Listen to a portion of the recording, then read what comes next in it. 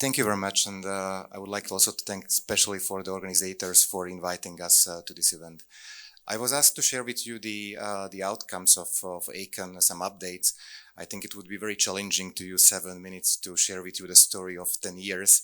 So instead of overwhelming you with data, what I would like to use is to share with you the story of ACON as well as the key outcomes of this journey. The project ACON, and I'm very happy to see here faces who I met in 2015 and 16 when we started the whole project. And it was a new idea. At the time, we were inspired by Simon and his colleagues from the successful project of SynchroGrid. So to start something also innovative in our region. It was a great task from our management. So jointly, we started to elaborate what is a PCI, how to become a PCI. In our region, it was a completely different task and nobody was aware. DSOs were historically not used to cooperate in terms of cross-border relationships. We were more close within our national borders. So the project ACON successfully started in 2016. We submitted our first application to the PCI list. Then we get the promotion, the enlistment to the PCI list. And in the next year, inspired again by Simon and his colleagues, we submitted our CEF application, and thanks God and all the circumstances, we also succeeded in this application. So the story of ACON started in 2017, 2018, and the project was planned to be constructed by the end of the previous year.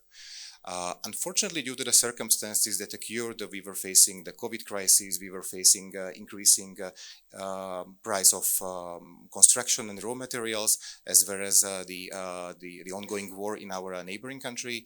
So unfortunately, the project is in a slow delay, but we are successfully concluding the last part of investments this month.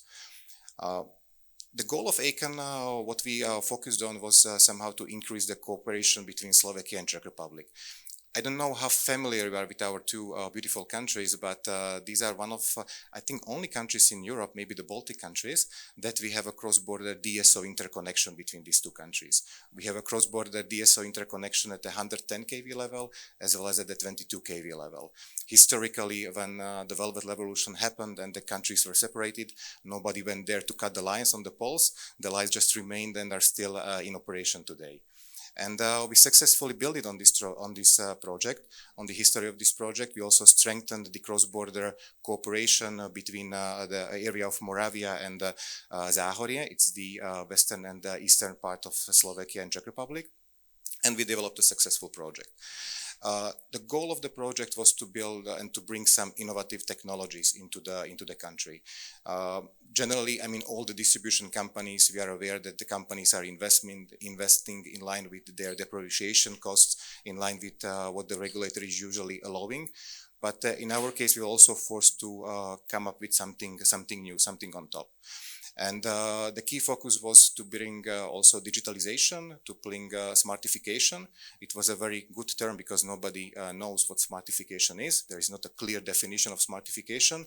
But on the other hand, it allows to regional reactions of smartification, because smartification can mean something else in all different countries. So one of the key outcomes of the project ACON within this, sorry. No. Okay, I'm almost. Okay. So one of the key outcomes of what we concluded within the project ACON. Project ACON is a very robust project. The project ACON has a value of 90 million euros in Czech Republic and 90 million euros in Slovakia. Thanks to the project ACON, what we concluded, we did 2 new electricity substations, one in Slovakia, one in Czech Republic. These are investments in several tens of millions of euro. Then we concluded several hundreds of kilometers of power lines in both of these countries, also 110 kV power lines and also 22 kV power lines, backed with sufficient optical fiber networks. And moreover, we also created a very massive smart grid IT infrastructure that is using all the data from the already mentioned smart transformers at the 22 kV level in order to have a more moderated and more smart operation of the distribution grid. I have to mention that the project ACON is a project of pure DSOs as promoters, but we are very happy that we were also supported with TSOs in both of these countries. Building on the experience of also colleagues from CEPS and also colleagues from CHEPS, we succeeded the whole journey, and I would like also to use this opportunity to say a big thank you for their support during the whole realization of the project. And when it comes to the key values that the project, how we see the difference between a PCI project and then the non-PCI projects, what this PCI project is bringing to us. So the one thing is that a PCI project and also the project ACON allowed us to have a robust number of investments happening in a coordinated time frame. So both in Czech Republic and in Slovakia, we managed to have investments of 180 million euros within the time frame of 2018 and 2025. These investments are on top of the regular investments of the distribution companies. We also tried and tested the increased public acceptance of this PCI project.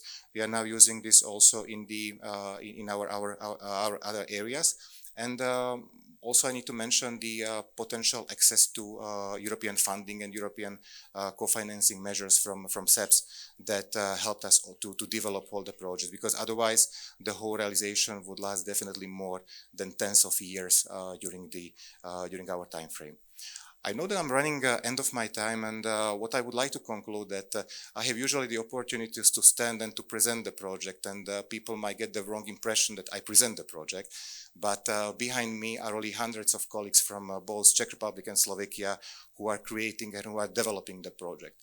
And I think that it is a very clear knowledge and intelligence also from the project ACON that it's not about technology, it's not about impressive numbers of kilometers of lines or numbers of substations, but foremostly it's about colleagues and people who are planning, who are building, and now who are also operating in a safe and careful way all these devices.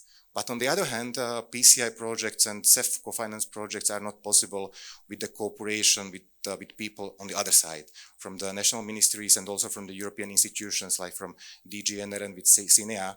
And I think in using the terminology of the grant agreements, in this case, the milestones cannot be measured in megawatts or kilometers of lines. It's more about professionalism, it's about dedication, and about a very professional attitude of all these people.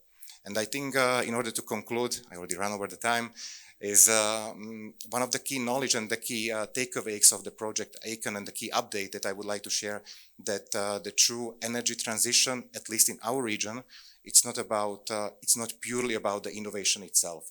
It's really about also the professionalism of people who are involved and who are dedicated in this project, because they are bringing the lines to be constructed and the power stations to be ready in operation. Thank you very much.